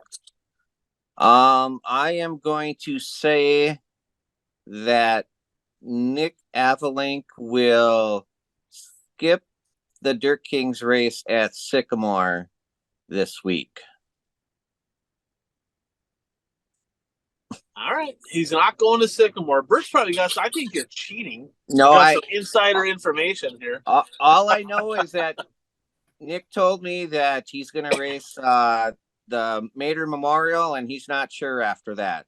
But my personal thinking is he's going to stay at Menominee and try to qualify, and depending on how he qualifies will determine if he stays or not.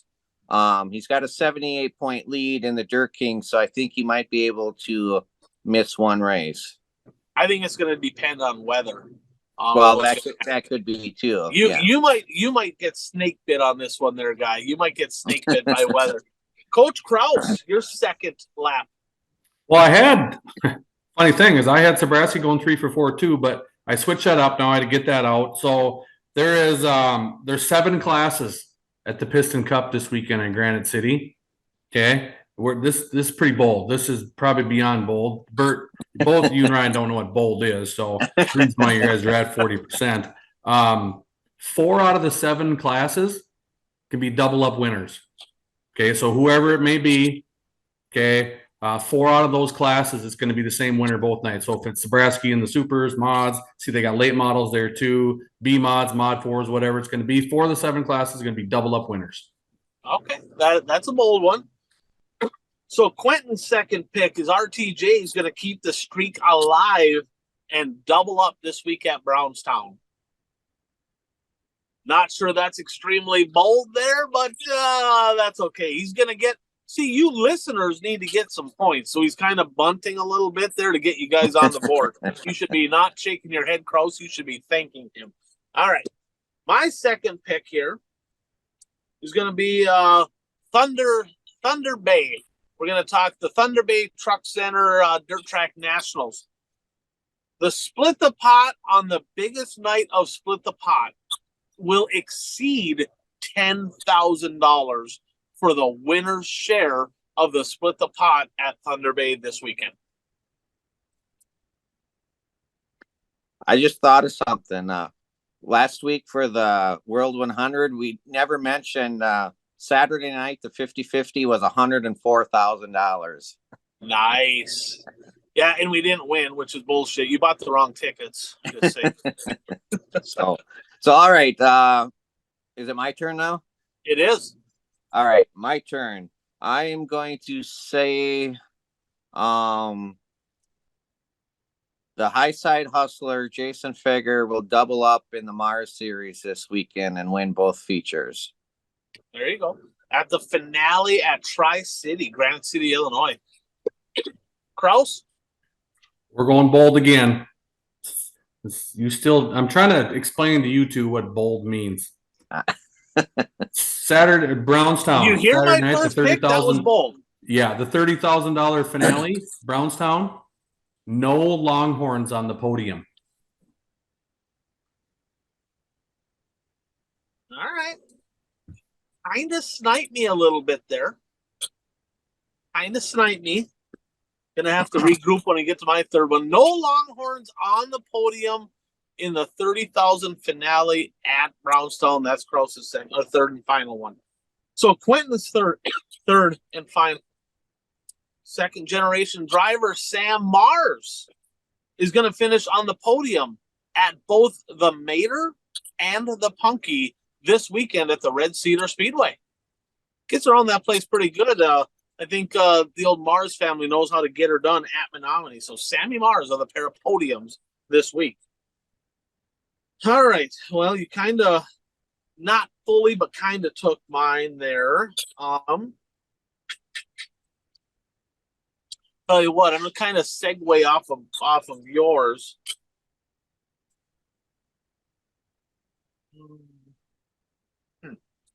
Well, Zach Benson's been in a slump come invite time. He ain't been very good. He's not been very good. Zach Benson's gonna double up at Granite City this weekend at the Piston Cup. That's my third and final one there.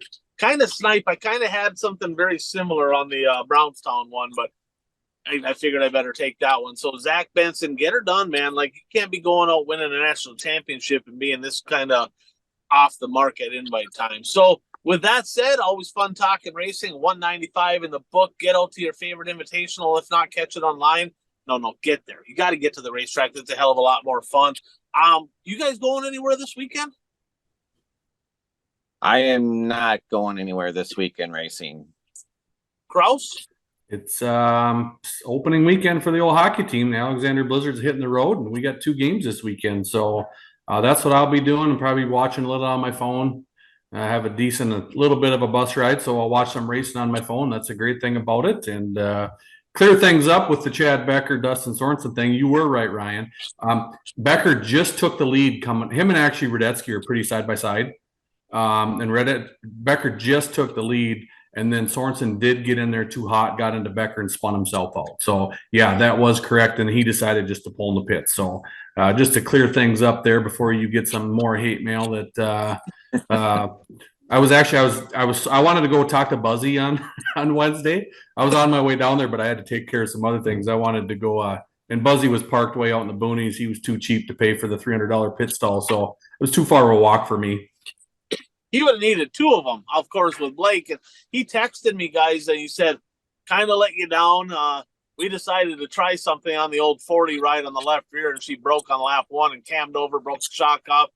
he goes, I should have just left my shit alone and maybe could have won that race. And then he said he over tightened Blake's car, and I'm like, oh, that'll happen. I did that to Dulciac myself. So I'm not sure where I'm going to be. I'll be watching a bunch online. If I'm back home, I'll head over to Sycamore for the Twin 25s. They got a 50 lapper for the speed stocks there this weekend. Dulciac won that last year, and they kind of nabbed him at the tech shed last year with a kind of a controversial deal, but he's gonna go back there and get it done this weekend. So guys, always a pleasure. Thanks to all of our sponsors. Make sure to check all them out, and make sure you hit like and subscribe and do all them good things. Share it, do all them things. I hope you enjoyed the show. We'll see you guys all next week. Thanks for tuning in to the One to Go Show.